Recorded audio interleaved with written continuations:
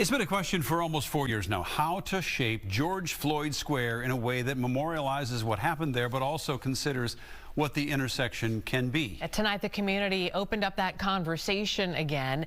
Fox 9's Rose Schmidt explains what they'd like to see. None of us are free. That's the job.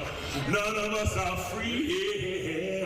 There are many ideas about how to revitalize 38th and Chicago in South Minneapolis. I would argue that this is the most important intersection in the world based on what's happened. And Thursday evening, the city invited the community to share.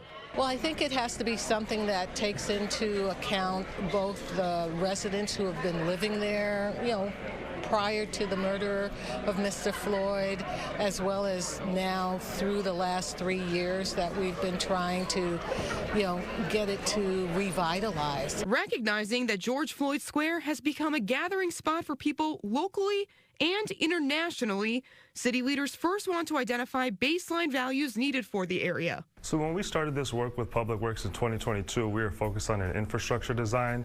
It became pretty apparent through that work that we needed a more cohesive vision that honored the memorialization and that honored the People's Way. Those are the three main considerations: identifying spaces for memorials, finding a long-term owner for the People's Way, a site the city purchased last summer, and finally, a design for the street, which is more than 60 years old. I would like to see businesses thriving. I would like to see people getting help for mental health, homelessness, addictions. Community members have identified social justice, community safety, and a design that promotes healing among their top priorities.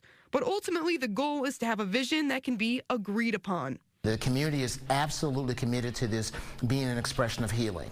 And that may be our tallest order, to make sure that that is expressed in what we build and how we bring people together. City officials say they plan to define a vision by the end of 2024.